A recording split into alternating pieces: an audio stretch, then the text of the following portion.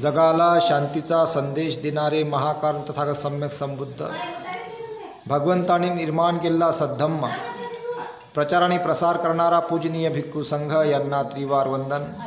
प्रियदर्शी राजा सम्राट Ashok Vishwabhushan doctor Babasaheb Ambedkar यांना अभिवादन. Sir या म्हणा अंदर, इथं बसा म्हणा, इथं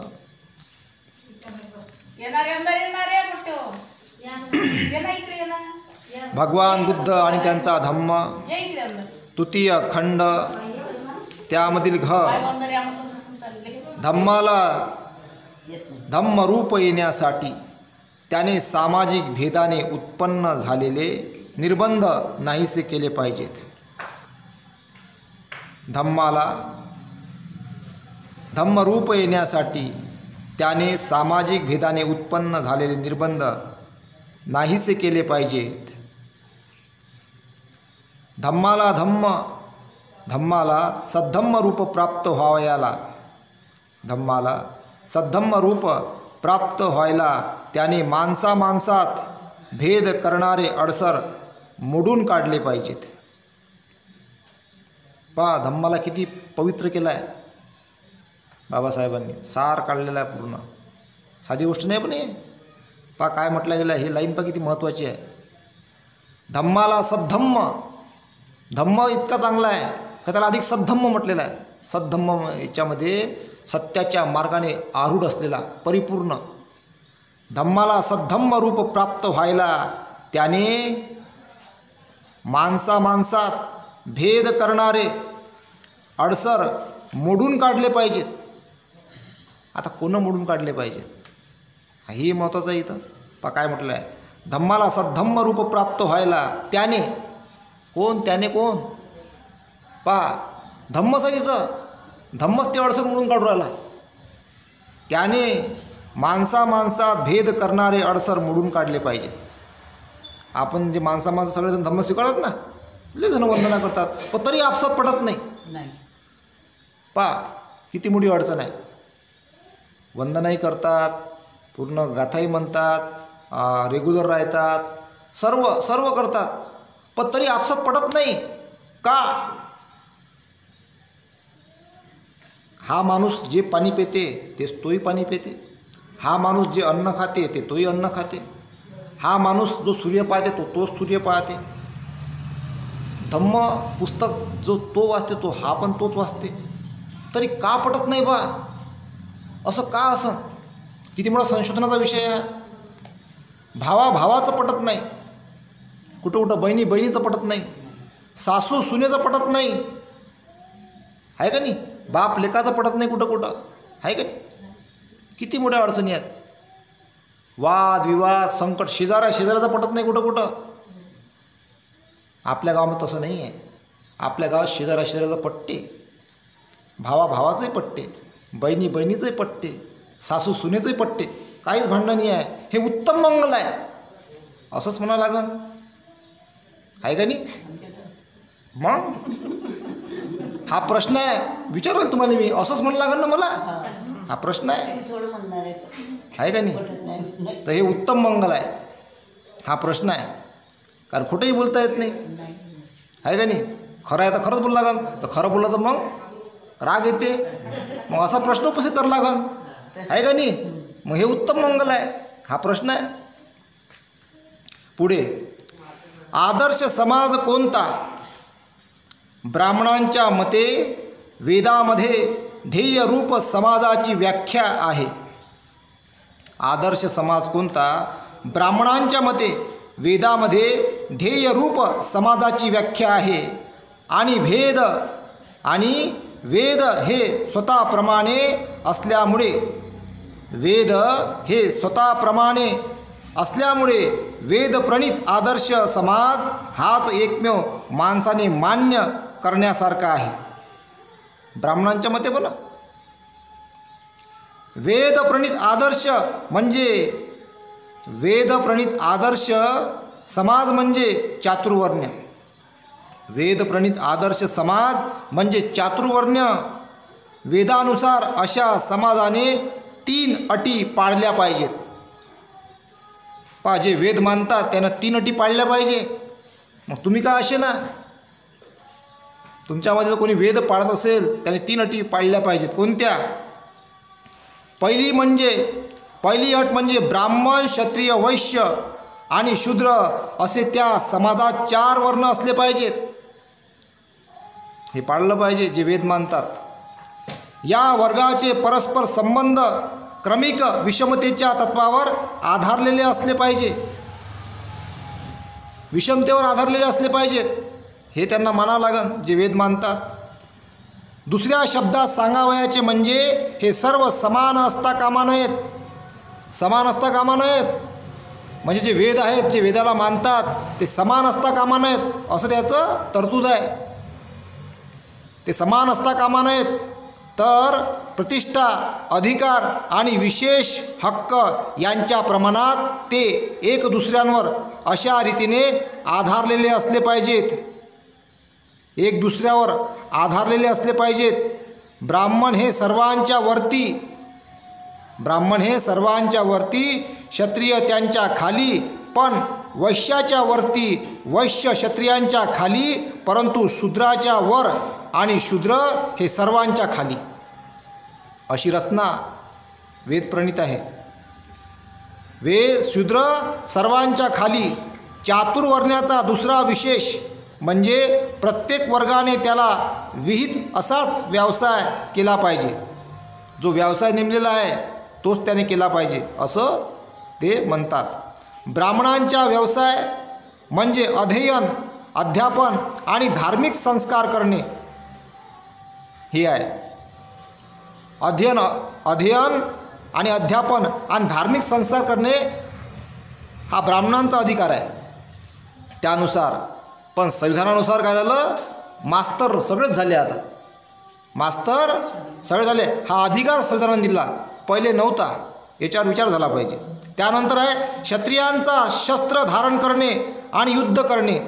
पहिले क्षत्रियच लोक क्षत्रिय होत होते, युद्ध करत होते. आता पोलीसमध्ये, आर्मीमध्ये सगळेच आहेत. हा अधिकार संविधानाने दिलेला आहे. याच्यावर विचार केला पाहिजे. वैश्यांचा व्यवसाय, व्यापार, धंदा म्हणजे व्यवसाय करायचा फक्त अधिकार वैश्यांनाच होता. म्हणजे कोणताही बिझनेस करायचा असेल त्यांनाच अधिकार नव्हता, दुसऱ्यांना नव्हता अगोदर. आता व्यवसाय कोणी बी करू शकते. ज्यांना जो व्यवसाय करायचा आहे, ज्याच्यावर आपला बिझनेस मोठा करायचा आहे ते करू शकते. हे अधिकार संविधानाने दिलेले आहेत. याच्यावर विचार झाला पाहिजे. शूद्रांचा व्यवसाय वरील 3ही उच्च वर्णाची सेवा करणे एवढाच होता. जे या देशामध्ये 52% आहेत सर्वात जास्त, त्यांचा अधिकार होता का 3ही वर्णाची सेवा करा, नाही तर मोठी संकट होतं त्याच्यावर. पण आता कसं आहे, जो योग्य राहील, आज जर एखादा शूद्र जर वरच्यावर बिझनेसमॅन झाला मोठा, तर त्याच्या खाली तो कोणालाही नोकर ठेवू शकते, पावर आहे त्याच्यापाशी. हा अधिकार संविधानाने दिलेला आहे. पहिले असं नव्हतं. कुठल्याही एका वर्गाने आपल्या व्यवसायाचे उल्लंघन करून दुसऱ्याच्या व्यवसायावर आक्रमण करावयाचे नाही. ह्या आदर्श समाजाच्या सिद्धांताचा आग्रह धरून ब्राह्मणांनी तो लोकांना शिकवला. या सिद्धांताचा आत्मा विषमता आहे हे स्पष्टच आहे. ही सामाजिक विषमता ऐतिहासिक विकासामुळे आली नसून ती ब्राह्मणी धर्माचा शास्त्रसंमत सिद्धांत आहे. भगवान बुद्धाचा ह्या सिद्धांताला आमूलाग्र विरोध होता. भगवान बुद्धांचा ह्या सिद्धांताला आमूलाग्र विरोध होता. तो जाती संस्थेचा सर्वश्रेष्ठ विरोधक असून समतेचा सर्वात पहिला आणि अत्यंत खंबीर असा समर्थक होता. समतेचा इतकं महान तत्व भगवंतांनी 1000 वर्ष अगोदर सांगितलं, पण तरी त्यांचा द्वेष करतात, त्यांचा राग करतात. कशी मानसिकता असली पाहिजे? जे लोक भगवान बुद्धांचा राग करतात, द्वेष करतात, ते किती किडसवाणी मानसिकता असली पाहिजे. काय मानसिकता असली पाहिजे? ज्यांनी समतेचा विचार दिला, ज्यांच्या समतेमुळे आज या देशामध्ये डॉक्टर झाले, इंजिनियर झाले, वकील झाले, जज झाले, मोठ्या मोठ्या पदावर दिले, मोठ्या मोठ्या पदावर गेले, हे सगळे अधिकार बाबासाहेबांनी संविधानामध्ये पेरले म्हणून झालं, नाही तर होत नव्हतं. हे वाचलं पाहिजे, समजून घेतलं पाहिजे. हा समतेचा विचार छत्रपती शिवाजी महाराजांचा होता. हा समतेचा विचार महात्मा ज्योतिबा फुलेंचा होता. जेवढेही संत महापुरुष होऊन गेले या देशामध्ये, ज्यांनी चांगले कर्तव्य केले, त्यांचे समतेचे विचार होते. हे भगवंतापासून, भगवान बुद्धापासून चालत येता येता येता येता इथपर्यंत आले. ते हेच आहे, हे सत्य आहे आणि हे आपण समजून घेतलं पाहिजे. जाती आणि विषमता यांच्याशी संलग्न असा एकही विचार नाही की ज्याचे त्याने खंडन केले नाही. जाती आणि विषमता यांच्याशी संलग्न असा एकही विचार नाही की ज्याचे त्याने खंडन केलेले नाही.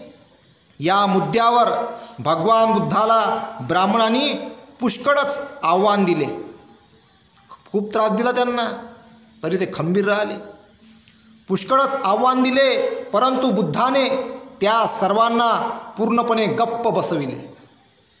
सम्यक संबुद्ध होते. प्रत्येक प्रश्नाले उत्तर चुप करून टाकलं. आव्हान बिलकुल. भगवान बुद्ध क्रांतिकारी होते.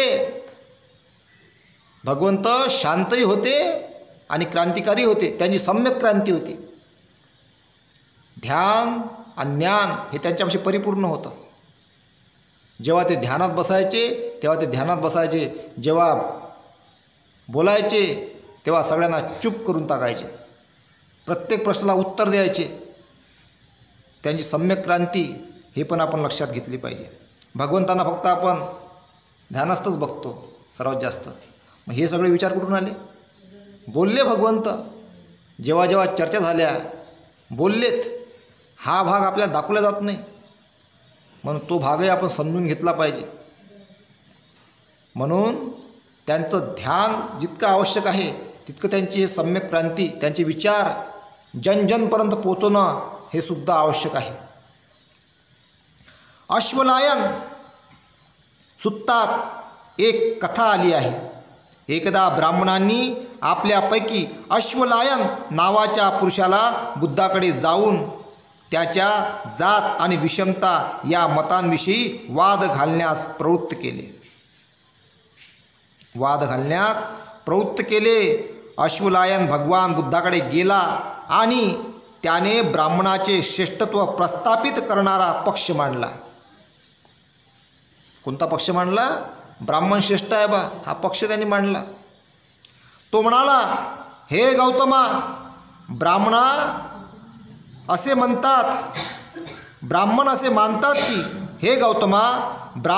मानतात की ते स्वतः सर्वश्रेष्ठ वर्ण असून इतर सर्व कृष्ण वर्णातील आहेत.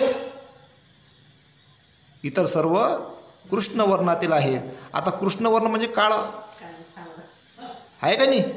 म्हणजे बाटलेलं काळं म्हणजे डाग आहे का नाही? काय म्हटलं गेलेलं आहे? हे गौतमा, ब्राह्मण असे मानतात की ते स्वतः सर्वश्रेष्ठ वर्ण असून इतर सर्व कृष्ण वर्णातील आहेत. मग काही गोरे इकडेही आहेत ना, आहे का नाही? गोरेही आहेत, कमी गोरे आहेत, काळी आहेत आईवडिलाच्या हिशोबानं, आहे का नाही? पण तो भाग नसला पाहिजे. तत्त्वज्ञान तो भाग नाही आहे तत्त्वज्ञानामध्ये. तत्त्वज्ञानामध्ये विचारांचा भाग आहे, चांगले आणि वाईट विचार. ज्याचे विचार उच्च तो सगळ्यात गोरा, ज्याचे विचार खालचे तो सगळ्यात काळा. त्याच्यात त्याचं काही राहिलं नाही. त्याच्यामध्ये विचारधारेचा फरक आहे तो. हां, पावित्र्य हे केवळ ब्राह्मणात वसत असते, अब्राह्मणात ते वसत नाही. केवळ ब्राह्मणच ब्रह्म्याचे औरस पुत्र आहेत. ते त्यांच्या मुखातून जन्मास आले, तेच त्यांच्यापासून उत्पन्न झालेले, त्याने पैदा केलेले आणि त्याचे वारस आहेत. यावर गौतमा तुझे काय म्हणणे आहे? असं अश्वलायन म्हणाला. भगवान बुद्धाच्या उत्तराने अश्वलायन अगदी गारठूनच गेला.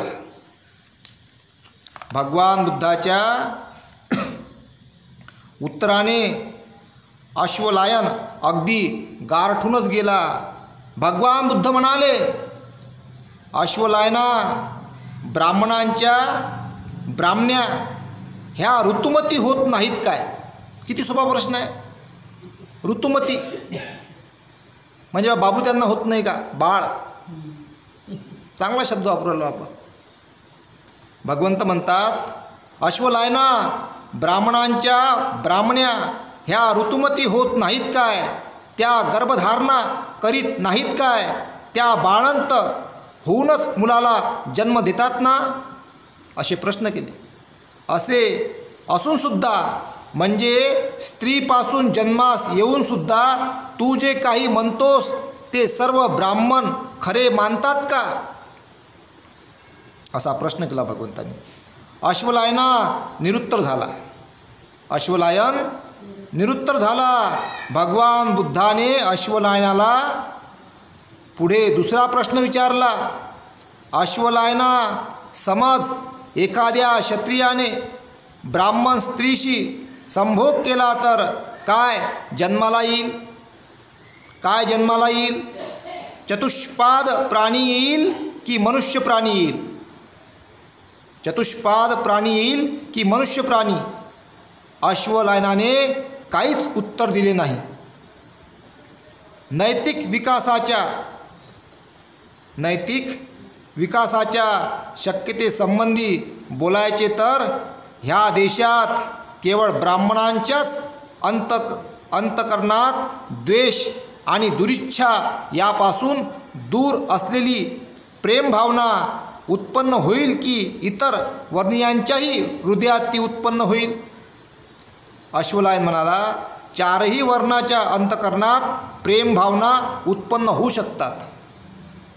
भगवान बुद्धाने विचारले, अश्वलायना, योन आणि कंबोज आणि त्यांच्या सान्निध्य असलेल्या देशात स्वामी आणि दस हे दोनच वर्ण आहेत आणि तेथे स्वामींचा दास आणि दासाचा स्वामी असे स्थित्यंतर होऊ शकते, हे तू ऐकले आहेस काय?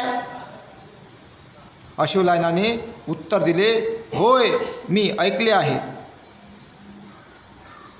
तुमचे चातुर्वर्ण्य ही आदर्श समाज रचना असेल तर ती सर्व देशात का आढळत नाही? तुमचे चातुर्वर्ण ही आदर्श समाज रचना असेल तर ती सर्व देशात का आढळत नाहीत? सर्व देशात म्हणजे भारताच्या बाहेर बी इकडं का आढळत नाही बा? असा प्रश्न केला. किती सोपा प्रश्न आहे. या कोणत्याही मुद्द्यावर अश्वलायनाला जाती आणि विषमता याविषयीच्या आपल्या सिद्धांताचे समर्थन करता येईना. तो पूर्णपणे निरुत्तर झाला आणि शेवटी त्याने भगवान बुद्धाचे अनुयायित्व पत्करले. झुकला तो. बापा माफ करा मले, थकलो मी. हारला तो. झुकला भगवंतापुढे आणि शरण गेला. भगवंताचा अनुयायी झाला. हेच तर आहे. अजून काही प्रश्न असतील तर त्यांचे प्रश्न याच्यामध्ये बघावं त्यांनी काय उत्तर मिळालेलं आहे. हे सत्य आहे. पुढे वशिष्ठ नावाच्या एका ब्राह्मणाने बुद्ध धर्म स्वीकारलेला होता. ब्राह्मण त्याच्या या धर्मांतराबद्दल त्याला शिवीगाळ करीत असत. एके दिवशी तो भगवान बुद्धाकडे गेला आणि ब्राह्मण त्याला काय म्हणत असतात हे त्याने बुद्धाकडे कथन केले. ब्राह्मण त्याला काय म्हणत असतात हे त्याने बुद्धाकडे कथन केले. वशिष्ठ म्हणाला, भगवान, ब्राह्मण म्हणतात की ब्राह्मण हाच समाजातील सर्वात उच्च स्तरातील असून इतर सर्व वर्ण नीच थरातील आहेत. ब्राह्मण फक्त शुक्ल वर्ण आहेत. इतरांचे वर्ण कृष्ण आहेत. फक्त ब्राह्मण हे शुद्ध वंशातील आहेत अब्राह्मण शुद्ध वंशातील नाहीत. पा म्हणजे अशुद्ध आहे बा, शुद्ध वंशातील नाहीत म्हणते. आता याच्यात विचार झाला पाहिजे. ब्राह्मणच ब्राह्मणांचे खरेखुरे औरस पुत्र आहेत, हे त्याच्या मुखातून जन्मले आहेत, तेच त्यांच्यापासून उत्पन्न झालेले, त्याने पैदा केलेले त्याचे वारस पुत्र आहेत. आहे का खरी गोष्ट आहे? विचार झाला पाहिजे याच्यावर. आणि तू तर आपला अभिजात वर्गाचा त्याग करून त्या नीच वर्गाच्या शिरमुंड्या भिक्खूंच्या, त्या असंस्कृत श्रीमंताच्या, त्या कृष्णवर्णाच्या ब्राह्मणाच्या पायापासून जन्मलेल्या लोकांच्या वंशजात सामील झाला आहेस. काय म्हणते त्याला? तू जे पायापासून जन्मले बा त्याच्या वंशजात तू सामील झाला. त्यांच्या वंशजात तू सामील झाला आहेस. हे चांगले नाही, हे काही उचित नव्हे. आपला अभिजात वर्ग सोडून त्या नीच शिरमुंड्या कृष्णवर्णीय गावंढळ आणि आमच्या पूर्वजांच्या पायापासून निर्माण झालेल्या लोकात सामील झाला आहेस. भगवान या शब्दांनी ते ब्राह्मण मला दोष देतात असे बोलतात बा ते मला. भगवान या शब्दांनी ते ब्राह्मण मला दोष देतात, शेलक्या बेछूट शिवा मला घालतात. इतक्या शिवा देतात बापा, मले लय शिवा देतात असा भगवंतांना तो सांगत आहे. यावर बुद्ध म्हणाले, वशिष्ठा, खरोखर ब्राह्मण जेव्हा असे बोलतात तेव्हा ते आपली प्राचीन परंपरा विसरलेले दिसतात. काय म्हणते भगवंत? वशिष्ठा, खरोखर ब्राह्मण जेव्हा असे बोलतात तेव्हा ते आपली प्राचीन परंपरा विसरलेले दिसतात. इतर वर्गातील स्त्रियांप्रमाणे ब्राह्मणीही गर्भार राहतात, प्रसवतात, आपल्या अर्भकाचे संगोपन करतात. तथापि हे गर्भजात ब्राह्मण मात्र आपण ब्राह्मणाच्या मुखातून जन्माला आलेली खरी मुले, त्यांच्यापासून उत्पन्न झालेले, त्याने पैदा केलेले त्याचे खरे वारसपुत्र म्हणून स्वतःला म्हणवून घेतात. यामुळे हे ब्राह्मणाची नालस्ती मात्र करतात. त्यामुळे हे ब्राह्मणाची नालस्ती मात्र करतात. ब्राह्मणीची असं ते ब्राह्मणीची नालस्ती मात्र करतात. म्हणजे बा ते आईच्या पोटातून जन्माला येतात आणि असं ते का म्हणतात बा? तिचा अपमान नाही करत काय? का तू बा माया पोटातून जन्माला आला आणि स्वतःला म्हणतं का बा तू मुखातून जन्माला आला? किती मोठी आफत आहे हे? आफत किती मोठी आहे? लयच मोठी आफत आहे ना. याच्यावर विचार झाला पाहिजे. एकदा येसुकारी हा ब्राह्मण भगवान बुद्धाजवळ 3 प्रश्नावर वाद घालण्यासाठी गेला. त्याने पहिला प्रश्न जो मांडला तो म्हणजे कर्माची शाश्वत विभागणी. ह्या पद्धतीच्या समर्थनार्थ तो म्हणाला, मी तुला एक प्रश्न विचारण्यासाठी आलो आहे. ब्राह्मण म्हणतात ते सर्वाहून श्रेष्ठ असल्यामुळे ते कोणाचीच सेवा करणार नाहीत. काय म्हणतात? कोणाची सेवा नाही करणार म्हणते. या देशामध्ये असा वेळ आला पाहिजे एक दिवस का कोणी जात नाही, कोणताही हे नाही, धर्म नाही, ज्याची जे योग्यता असेल तो ते काम करल. हे संविधानानं हक्क मिळालेले आहे आणि अधिकही काही ते हक्क मिळणे बाकी आहेत काही लोकांना. एक दिवस असा आला पाहिजे साफसफाई तोच करन जो कमी बुद्धीचा असन. आहे का नाही? साफसफाई तोच करन जो कमी बुद्धीचा असन. त्याला पगार असला पाहिजे, सरकारी पगार 50,000 पगार असला पाहिजे. मग तो जरी बिचारा कमजोर असन, कमी शिकलेला असन, आज त्याला जरी ते काम करावं लागत असन, त्याची पुढची पिढी डॉक्टर झाली पाहिजे. हे संविधान सांगते. कसं आहे मग त्याच्यामध्ये मग ब्राह्मणी असो, क्षत्रिय असो, वैश्यही असो की शूद्र असो, त्यानं ते काम केलं पाहिजे.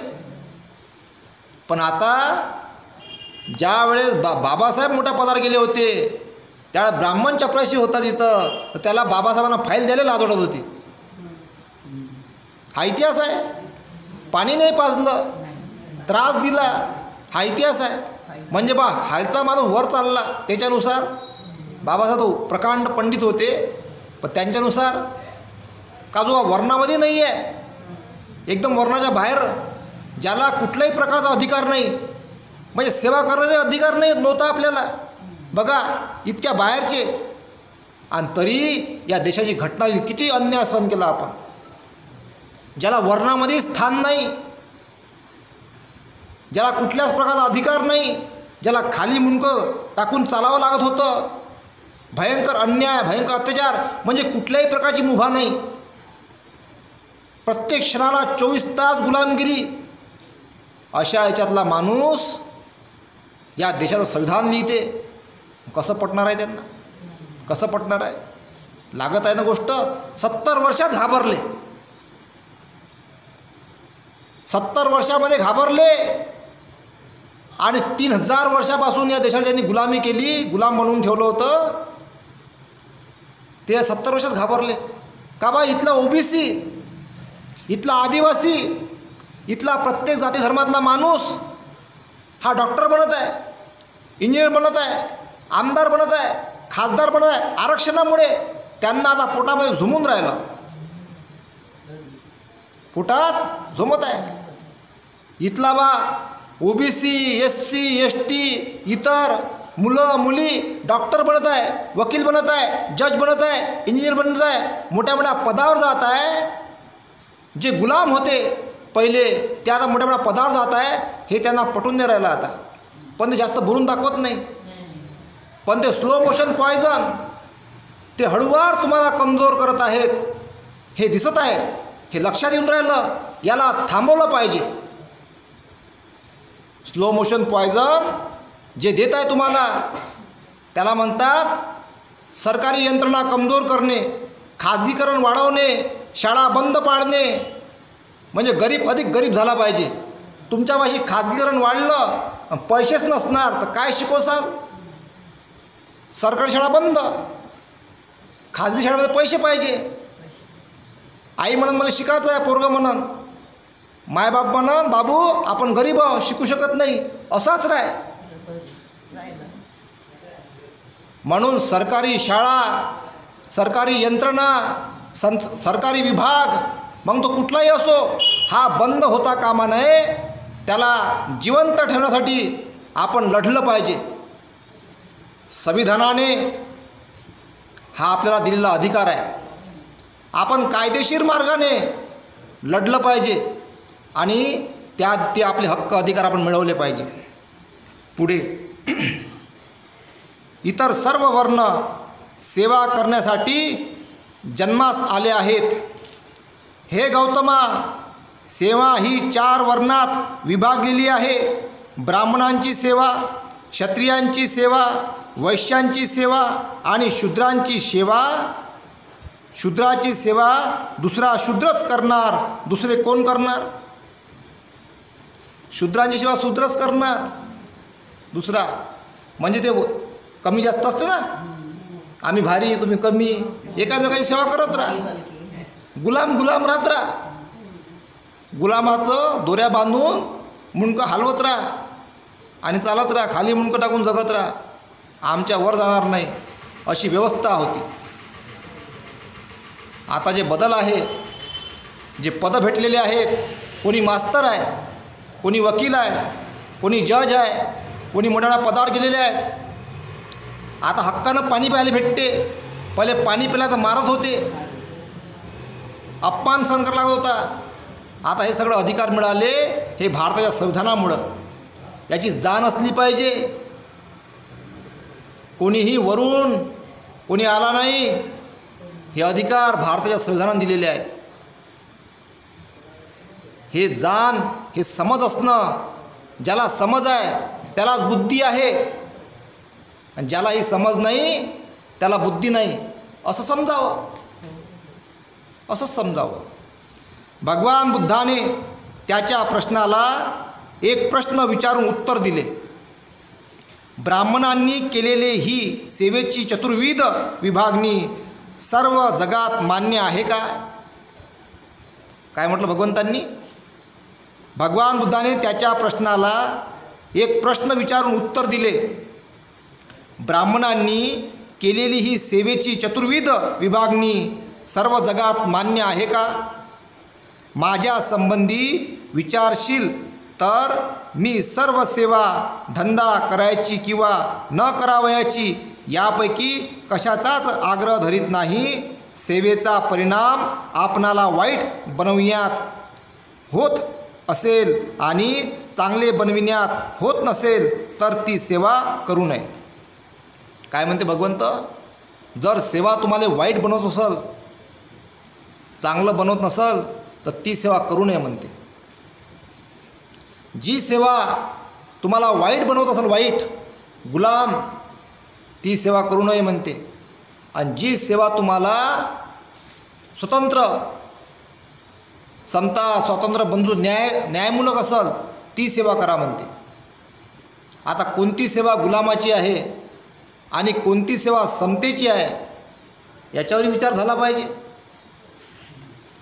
क्षत्रियांचे, ब्राह्मणांचे, वैश्यांचे अथवा शूद्रांचे वर्तन या मार्गदर्शक तत्वानुसार झाले पाहिजे. ज्या सेवेने व्यक्तीला वाईटपणा येते ती सेवा तिने नाकारली पाहिजे. जिच्या योगे ती व्यक्ती अधिक चांगली होते तेवढीच सेवा तिने केली पाहिजे. मग कोणत्या सेवेने अधिक चांगली सेवा होते? कोणती सेवा आहे? एखादा मनुष्य समजून घ्या, आपल्या मुलाबाळांना शिकवण्यासाठी, शिक्षण शिकवण्यासाठी काहीतरी काम करत आहे, मेहनत करत आहे, ती सेवा आहे. कारण तो आपल्या मुलाला शिकवून डॉक्टर बनवणार आहे. पहिले कसं होतं, तो सेवा करायचा, जो हा काम करू राहिला गुलामगिरीचं तो तेच काम करायचा त्याचा मुलगा. इथं आता असं नाही आहे भारतामध्ये. आता एखादा साफसफाई करणाऱ्याचा मुलगासुद्धा भारताच्या संविधानानुसार डॉक्टर बनू शकते. डॉक्टर, त्याला जर इच्छा असेल मला वकील बनायचा तो वकील बनू शकते. त्याला इच्छा असेल मला मास्तर बनायचा तो मास्तर बनू शकते. ही सेवा उत्तम आहे. त्याचे वडील जरी साफसफाई करत असतील, गवंडी काम करत असेल, कष्ट करत असतील, पण त्याचा मुलगासुद्धा एक दिवस अधिकारी बनणार आहे. हे अधिकार संविधानाने बहाल केलेले आहे. याची जाणीव असली पाहिजे. येसुकारीने दुसरा प्रश्न विचारला. माणसाचा सामाजिक दर्जा ठरविताना त्याचा वंश आणि कुळ यावरून का ठरवू नये? येसुकारीने दुसरा प्रश्न विचारला. माणसाचा सामाजिक दर्जा ठरविताना त्याचा वंश आणि कुळ यावरून का ठरवू नये? सामाजिक दर्जा त्याचा वंश आणि कुळ यावरून का ठरवू नये म्हणते? म्हणजे जो उच्च वर्णातला असेल त्याचा उच्च दर्जा राहायला पाहिजे असं त्यानं प्रश्न केला. या प्रश्नाला भगवान बुद्धाने उत्तर दिले. वंश परंपरेच्या अभिमानावरून माणूस ज्या घरात जन्माला येतो त्याचा नामनिर्देश केला जातो. ज्या पदार्थापासून अग्नी पेटवला जातो त्या पदार्थावरून तो ओडक्याचा अग्नी आहे की ढलप्याचा अग्नी आहे की काट्याकुट्याचा अग्नी आहे की शेणीचा अग्नी आहे हे ठरविले जाते. त्याप्रमाणेच धम्माचा उदात्त सिद्धांत हा प्रत्येक माणसाच्या खऱ्या संपदेचे उगमस्थान आहे. म्हणजे खऱ्या संपदेचे उगमस्थान आहे. जन्मावरून माणूस कोणत्या वर्गात जन्मास आला याचा फक्त नामनिर्देश होते. कुळावरून माणसाचा चांगुलपणा किंवा वाईटपणा ठरत नाही. तीच गोष्ट स्वरून व संपत्तीची आहे. कारण तुला असे दिसून येईल की थोर कुळात जन्माला आलेला मनुष्य हाही कधीकधी खुनी चोर, व्याभिचारी, खोटे बोलणारा, निंदक, शिवीगाळ करणारा, बडबड करणारा, लोभी, दीर्घद्वेषी अथवा चुकीचे मते असलेला आढळेल. म्हणून मी म्हणतो की जन्म थोर कुळात झाला म्हणून मनुष्य सत्पुरुष होत नाही. भगवंतानी खोडून टाकलं. म्हणजे बा ब्राह्मणाच्या घरी जन्माला आला, चोर असन, बदमाश असन, तर तो बा उच्च आहे, थोर माणूस आहे, याला नाकारलं भगवंतांनी. विचारधारेला महत्त्व दिला, विचारधारेला. त्याप्रमाणेच थोर कुळात जन्माला आलेला पुरुष ह्या दुर्गुणापासून अलिप्त असलेलाही आढळेल. म्हणून मी म्हणतो कुळामध्ये मनुष्य वाईट होतो असेही नाही. येसुकारीने जो तिसरा प्रश्न विचारला तो वर्णप्राप्त कर्मानुसार उपजीविकेचा. येसुकारी तथागतांना म्हणाला, ब्राह्मण उपजीविकेच्या साधनांचे 4 प्रकार मानतात. म्हणजे पहिले ते सांगितलेलं आहे का बा कसंही असन तर तो श्रेष्ठ आहे. पण भगवंत म्हणतात गरीब घरचा का असे ना, जर तो विचारधारेने जर उच्च आहे तो सर्वात श्रेष्ठ आहे. गरीब का असे ना, विचारधारेला भगवंतांनी महत्त्व दिलेलं आहे, तिथं समानता आहे. पुढे येसुकारी तथागतांना म्हणाला, ब्राह्मण उपजीविकेच्या साधनांचे 4 प्रकार मानतात. दानापासून ब्राह्मणांची उपजीविका, क्षत्रियांची धनुष्य बाणापासून, कृषी आणि पशुपालनापासून वैश्याची, आणि खांद्यावर धान्याची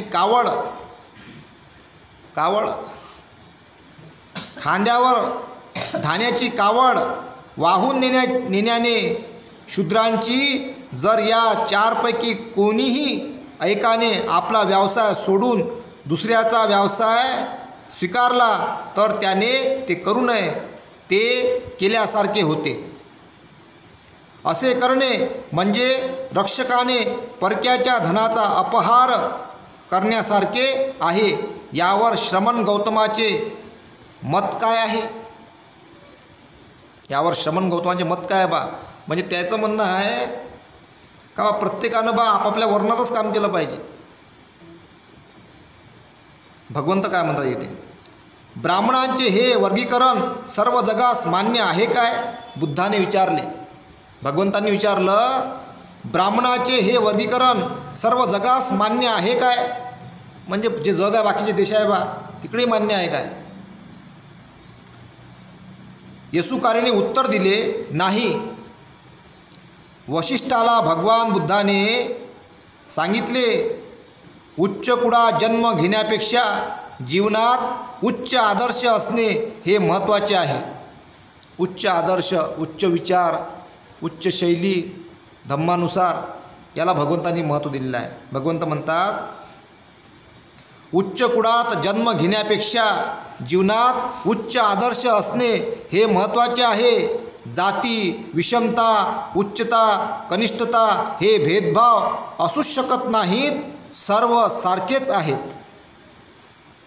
असा भगवान बुद्धाचा उपदेश होता. जाती, विषमता, उच्चता, कनिष्ठता हे भेदभाव असूच शकत नाहीत, सर्व सारखेच आहेत, असा भगवान बुद्धाचा उपदेश होता. जसे दुसरे तसाच मी, जसे आम्ही तसेच दुसरे, या विचाराने दुसऱ्याशी समरस व्हा, हा भगवान बुद्धाचा उपदेश होता.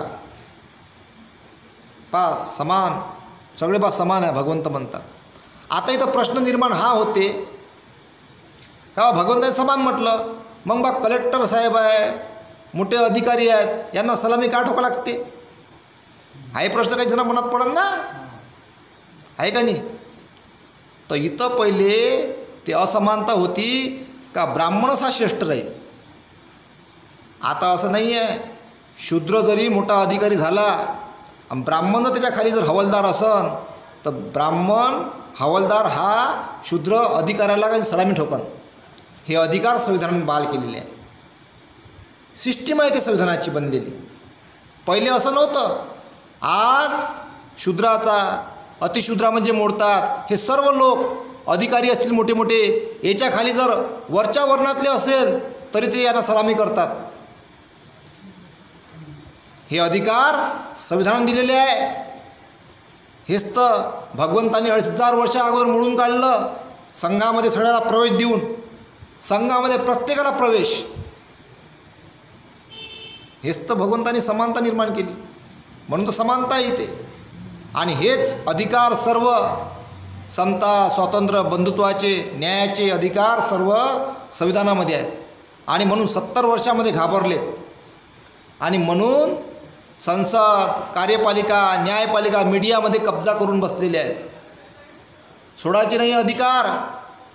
आजही या देशामधला OBC जर जागी झाला तर त्यांनी आपले सर्व अधिकार बहाल घेतले पाहिजे. त्यांनी लढलं पाहिजे आपल्या अधिकारासाठी संविधानिक मार्गाने. हा संविधानाने दिलेला त्यांना अधिकार आहे.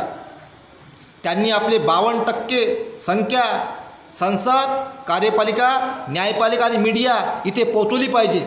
आणि त्यांनी SC आणि STला मदत केली पाहिजे. आणि इतरांना, जे इतर वर्ग आहेत यांना मदत केली पाहिजे. तुमचा पण टक्केवारीनुसार याच्यामध्ये तुम्ही सामील व्हा, मदत केली पाहिजे. हा अधिकार आहे आपला. तेव्हाच आपली प्रगती होईल, आपल्या येणाऱ्या पिढीची प्रगती होईल.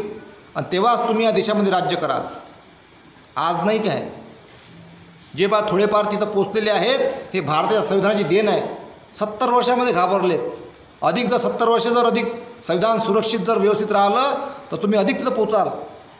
म्हणून संविधानाचं रक्षण करणं हे प्रत्येकाचं कर्तव्य आहे. आणि त्यांनी आपलं कर्तव्य बजावलं पाहिजे. जसे दुसरे तसाच मी, जसे आम्ही तसे दुसरे, या विचाराने दुसऱ्याशी समरस व्हा, हा भगवान बुद्धाचा उपदेश होता. हा भगवान बुद्धाचा उपदेश होता. तर असं सर्व आहे. म्हणून या देशामध्ये आज या भारतीय संविधानानुसार सगळे समान आहे. संविधानानुसार काही सगळे समान आहे. आणि मग प्रश्न पडेल आपल्या मनामध्ये, मग बा हे OBC काय आहे, SC काय आहे, ST काय आहे, काय आहे? हे फार बारकाईचं समीकरण आहे. ज्याच्यावर जेवढा अन्याय अत्याचार झाला त्याला जास्त आरक्षण भेटलं. महिलांवर जास्त अन्याय अत्याचार झाला, महिलांना सर्वात जास्त आरक्षण आहे. त्यानंतर मग STवर अन्याय अत्याचार झाला, त्यांना आरक्षण आहे. मग SCवर अन्याय अत्याचार झाला, त्यांना आरक्षण आहे. आता SCमध्ये काही एकच नाही आहेत, SCमध्ये खूप जाती आहेत, खूप आहे. भारतामध्ये 6000च्या वर जाती आहेत. OBCंच्या, SCंच्या, STंच्या आणि इतर 6000च्या वर. कमी झाले काय? याला सगळ्याचं वर्गीकरण, ज्याच्यावर कोणत्या कोणत्या प्रकारे अन्याय झाला त्यानुसार काही त्याला आरक्षण देण्यात आलेलं आहे. तशी तरतूद केलेली आहे संविधानामध्ये. तर तुम्ही त्याला त्याची मागणी करा, तुम्ही लढा हक्क अधिकारासाठी, अशी तरतूद आहे. आणि ते संविधानात दिलेले अधिकार आहे. आता ज्याला समजत नाही ते एला बेल लावतात, तुम्हालेच काहून, आम्हाला नाही, टमक नाही. म्हणजे काहीतरी मग त्याच्यासाठी पहिले अभ्यास करावा लागेल. इतिहास को जानना पडेगा. इतिहासामध्ये काय घडलं, किती अन्याय झाला, किती अत्याचार झाला, कोणावर कसा झाला, का झाला, काहून झाला, याच्यावर थोडा अभ्यास करावा लागेल. आणि म्हणून ते आरक्षणाची पद्धती काय आहे, कशा प्रकारे आरक्षण बहाल झालं, त्याचं काय रूपांतर आहे, ते सगळं जाणून घ्यावं लागेल. तेव्हाच माहीत पडेल. असंच नाही भेटलं. याच्यामागं खूप मोठा इतिहास आहे. वो इतिहास को जानना पडेगा. आणि जो इतिहास जाणतो तो संविधानाला मानतो. म्हणून जो इतिहास विसरतो तो इतिहास घडवू शकत नाही. म्हणून इतिहास विसरता कामा नये. आपण आपला इतिहास जिवंत ठेवला पाहिजे. आणि तो आपण ठेवाल अशी मी आशा बाळगतो आणि इथेच थांबतो. साधू साधू साधू.